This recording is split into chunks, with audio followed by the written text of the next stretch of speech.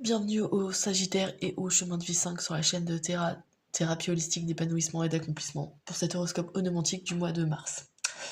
Alors, j'ai cassé mon trépied, donc ce qui fait que je ne ferai pas ce mois-ci en tout cas les horoscopes sur ma carte au mur. Rien n'est gravé dans le marbre, donc j'essaye sur une table, on verra. Peut-être que voilà, quand j'aurai un trépied, je pourrais peut-être prendre de plus haut et voir ce que ça donne. Mais là pour l'instant, sur la table c'est bien aussi. Voilà. Donc ici on a tous les axes de maison. Que j'expliciterai de toute façon à chaque fois, mais voilà, sont indiqués là. Ici, on a l'influence du mois, et ce mois-ci, vous êtes... Alors, sur l'ensemble du mois, on a l'énergie des amoureux. Les amoureux qui nous parlent de quoi? Qui nous parlent d'engagement, d'abandon, de lâcher prise, bien sûr d'amour, hein, mais de quelque chose qui nécessite un choix, et pour faire un choix, il faut abandonner une des propositions, et tout ça dans le cadre d'un dilemme d'ordre affectif, en tout cas, en règle générale. D'accord? Ici, il y a une notion d'engagement et de choix à faire avant de s'engager. D'accord? Vraiment faire ça, trouver le juste... la juste réponse, entre guillemets, le juste équilibre. Hein. Le 6 en numérologie, c'est l'harmonie. Donc ici, il y a une notion de choix à faire pour récupérer l'harmonie, pour retrouver l'harmonie. Alors, on va voir plus spécifiquement, mais... Alors, on va commencer par les deux petits axes, entre guillemets. Maison 5, maison 11. Alors, maison 5, maison 11, déjà, on a... La maison 5, c'est quoi? C'est la maison des créations. Créations artistiques, littéraires, les créations... alors déjà plus physiques, les enfants, les amours. C'est aussi la maison des jeux de hasard et de la chance. Et en face, on a la maison 11. La maison 11 qui nous parle de quoi? D'aide extérieure, de soutien et d'amitié et d'espoir. D'accord? Dans cette maison 11, on a un nouveau... comment dire? Un nouveau départ. On a l'as de bâton. On a un nouveau départ dans l'action. On a de l'élan, on a de l'envie, on a du dynamisme, on a des nouvelles idées, on a de la passion. C'est peut-être dont parle cet amoureux là, l'engagement. Il y a peut-être une notion d'engagement à trouver ici, d'accord? Bon alors je suis désolée, le cadrage est pas très bon pour cette fois. J'espère que vous voyez bien, en tout cas, voilà, le nouveau départ il est ici. Vous voyez bien le soleil, la branche qui commence à renaître avec les feuilles. Donc ici on a un vrai nouveau départ. Alors attention à que ce ne soit pas un feu de paille, genre une idée comme ça, et puis qu'elle n'aboutisse pas. Mais si vous écoutez l'amoureux qui court sur l'ensemble de votre mois, ici on s'engage, d'accord? On s'engage dans un nouveau projet et une nouvelle idée. Donc ça c'est plutôt pas mal. Et en face, donc dans la maison des soutiens, on a, par contre, on a le 5 d'épée. Donc ici, on a du combat. Du combat qui... soit c'est une aide extérieure qui va vous aider à mener ce combat pour cette nouvelle idée, pour imposer cette nouvelle idée, cette nouvelle création. Soit il y a un combat qui est à mener pour avoir un nouveau départ dans le domaine de... Alors, soit des créations, soit dans le domaine des enfants, ou dans une nouvelle relation, d'accord? Il y a quelque chose ici qui est à... il faut se battre pour obtenir quelque chose. Ouais, ici il y a une notion de combat. On combat pour son leadership, on combat pour... alors pas pour sa survie, mais plutôt pour défendre quelque chose, d'accord? Donc on a cette notion-là ici. Ouais. Donc les amoureux renvoient au fait à quelle est l'importance de l'engagement que vous voulez donner justement dans le domaine, soit le domaine amoureux, soit le domaine des enfants. En gros, quel engagement vous êtes prêt à donner de vous-même en tout cas. Ouais. Dans un nouveau départ en tout cas. Quelle chance vous êtes prêt à donner à ce nouveau départ? Dans le domaine de l'amitié ou le domaine des enfants, de l'amour, des amours. Ouais. Alors on n'est pas du côté marital parce qu'on n'est pas la maison du conjoint, mais ça peut être une option, d'accord? Dans le domaine des amours, des enfants. Ou tout simplement si vous êtes écrivain ou artiste, voilà, il y a des choses, il va falloir se battre pour votre création, d'accord? Donc à bien garder en tête. Ensuite, maison 9, maison 10. Alors, la maison 9, c'est quoi? C'est la maison de l'étranger, des pays étrangers et des personnes d'origine étrangère. La maison des études supérieures et la maison des disciplines qui ouvrent la vision qu'on a de l'humain, donc les lois, les religions, la philosophie, ce genre de discipline, d'accord? Et en face, on a la maison 10. La maison 10, c'est quoi? C'est les honneurs, c'est la réussite professionnelle, enfin sociale, la réussite sociale, c'est alors le refus de l'hérédité, à l'opposé de la maison 4, comme je dis à chaque fois, qui représente les liens ancestraux dans la maison 4. Le 10, c'est vraiment la réussite personnelle, c'est les objectifs qu'on s'est donnés dans la vie, d'accord? Ici, on a la lune et le 9 de denier. Alors déjà, la lune nous parle de quoi? Elle nous parle d'intuition, de rêve prémonitoire, entre guillemets, d'écouter son radar émotionnel. Je dis souvent que la lune, c'est le radar émotionnel, c'est le filtre dont on va passer le monde à travers nos émotions, en fait. Voilà. Euh, alors, ce qui est assez drôle, c'est qu'on a cette lune à l'inverse de la maison 4, comme je vous l'ai dit, les liens ancestraux, est en analogie avec la lune. Et là, on l'a dans l'axe de la maison 10, qui est le refus, justement, de ces liens ancestraux. Donc, c'est assez drôle. Il y a peut-être, justement, quelque chose en lien avec les parents pour certains d'entre vous, enfin en tout cas la lignée maternelle ou ancestrale, ouais, à vérifier. En tout cas, la lune ici, intuition, le côté plutôt passif, intuitif, ressentir sa voix intérieure, d'accord? C'est vraiment l'écouter. Elle parle aussi de notions d'angoisse et de peur, donc il y a des choses qui sont peut-être à surmonter de ce côté-là. Alors c'est dans le domaine du neuf, donc on a enfin dans le domaine de la maison 9, donc l'étranger, les études supérieures, les lois, les religions. Donc ici, il y a peut-être une connexion avec quelqu'un d'origine étrangère ou qui habite dans un pays étranger, je sais pas. Il y a des angoisses peut-être qui ressortent par rapport à ça. En face, on a le 9 de denier qui nous parle de quoi? De profiter de sa situation matérielle, d'accord? Alors c'est pas spécialement l'argent qu'on a pu gagner par nos efforts, mais une somme d'argent qui peut nous être allouée, voilà. Et donc il faut quand même en profiter. Le 9, en numérologie, c'est la fin. Ici, on a une notion de profiter de cet argent alors, soit qu'on a durement gagné, parce qu'on c'est dans la maison 10, donc la réussite sociale et professionnelle, hein. Malgré tout, il n'y a pas que le social, mais il y a cette notion-là. Donc on profite de cet argent. Ouais, avec la lune, je réfléchis parce que qu'est-ce que ça pourrait donner?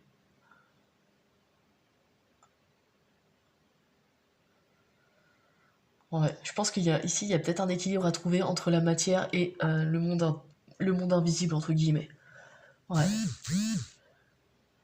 ouais, ou vous êtes aussi peut-être dans l'optique, ici, il y a peut-être une notion de rêve. De rêve dans le sens où on a de l'argent et on rêvasse sur ce qu'on pourrait faire de cet argent. En lien avec les voyages étrangers, par exemple, les voyages à l'étranger. On a cette notion-là aussi. Donc ça, c'est plutôt agréable. Ici, on a une notion de, ouais, de profiter et alors, d'écouter son intuition, d'écouter sa petite voix intérieure qui nous dit, bah ouais, ça, j'aimerais bien le faire, ou alors je l'investis dans quelque chose, comment dire, qui me parle plus, d'accord? Quelque chose qui est peut-être plus utile à l'humain, parce qu'on est en lien avec la maison 9. On a quelque chose de cet ordre-là. Mais malgré tout, on nous parle quand même de profiter de cet argent. Alors, de quelle manière? C'est à vous de vous poser la question. Et c'est peut-être là, pareil, euh, que s'investit l'amoureux, entre guillemets, c'est qu'il y a un engagement quelque part. Vous allez peut-être engager votre argent dans une cause ou quelque chose qui vous tient à cœur, ou à l'étranger, ou je sais pas. Ou dans les voyages, enfin voilà. D'accord? Ouais.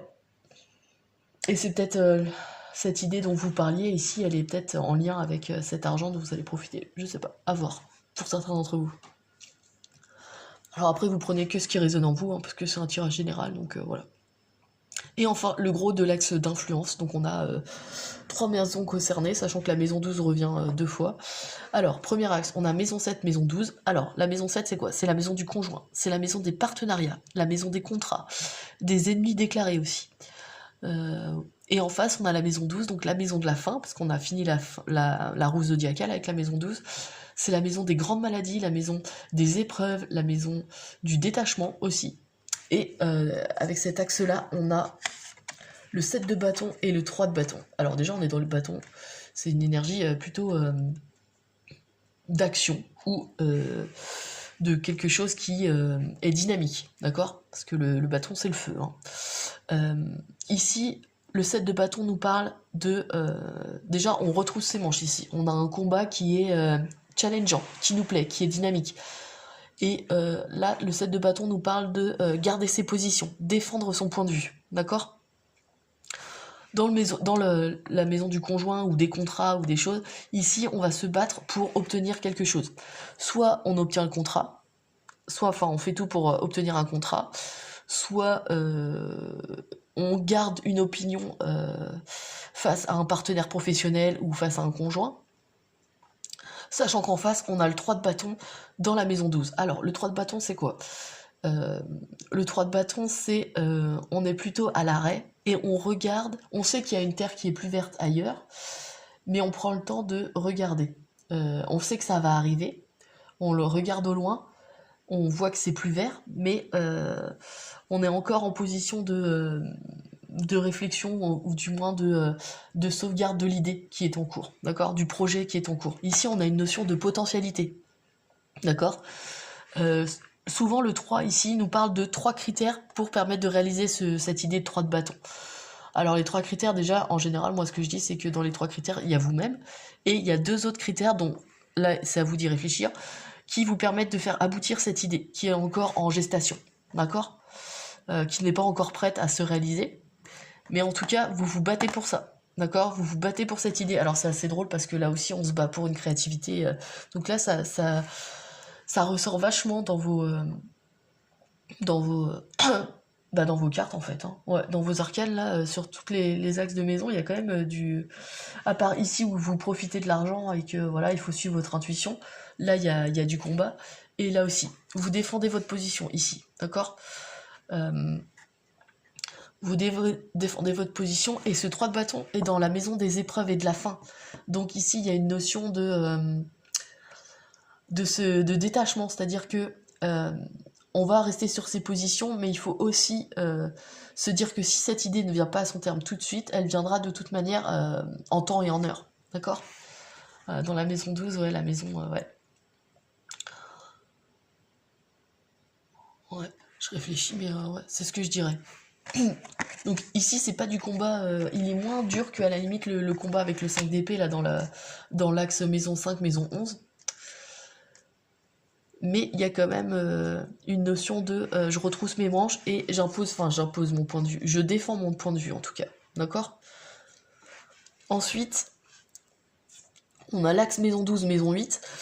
La maison 12 ici, elle a la reine de coupe. Alors, la reine de coupe, c'est quoi ? C'est la maman par excellence. C'est les qualités maternelles, c'est le côté hyper intuitif, hyper attentionné, hyper compatissant. C'est la maman ou c'est la femme qui sait utiliser son cœur en fait. Ici, on a ces qualités-là peut-être à travailler.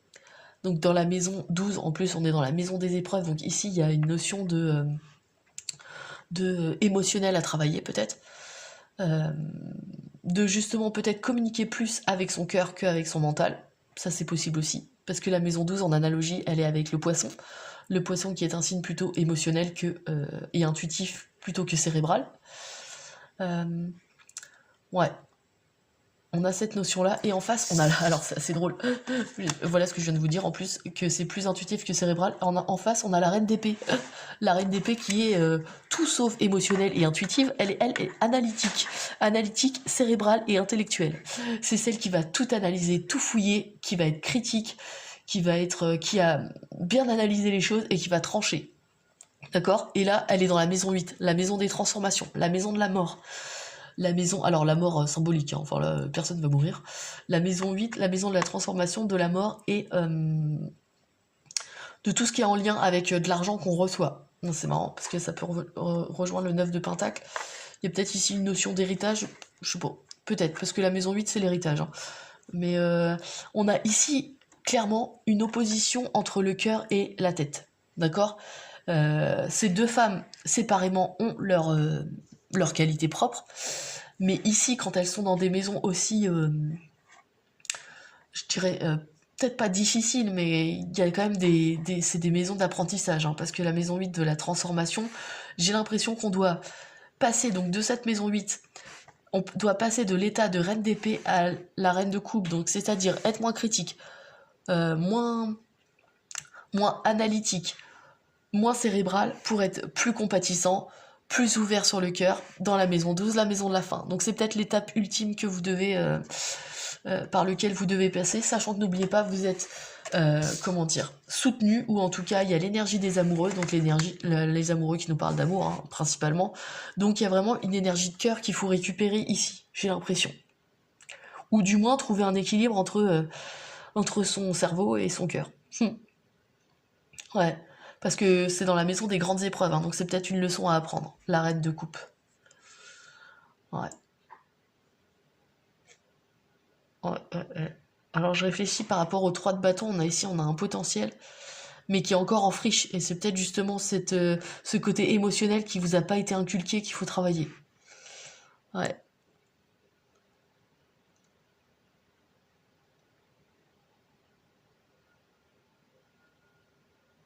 Ouais, je réfléchis. Parce que par rapport à la maison 7 du conjoint, on a peut-être cette notion de soit c'est vous qui êtes à rester sur vos positions, soit c'est votre conjoint ou votre partenaire professionnel qui reste sur ses positions. Et c'est là où il faut faire preuve de compassion, d'écoute avec le cœur, et, et peut-être justement de réfléchir aux potentialités qui peuvent se présenter, d'accord, dans votre projet.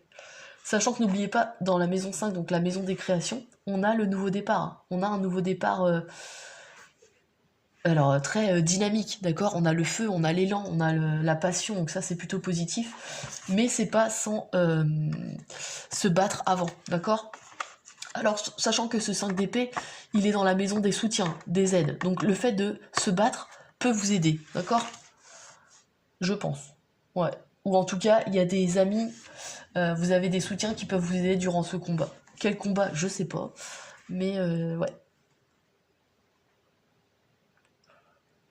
Ouais. Ouais, sinon là, tout va plutôt bien. Dans l'axe de la maison 10, la maison des honneurs et la maison des voyages, on a des possibilités, ouais. Voilà. Ouais, je peux pas être plus... Ouais, il y a vraiment une notion de choix ici à faire, de choix, d'engagement, de se battre pour son engagement, de trouver un équilibre, parce que le 6, comme je vous l'ai dit, c'est l'harmonie, entre son cerveau et son cœur.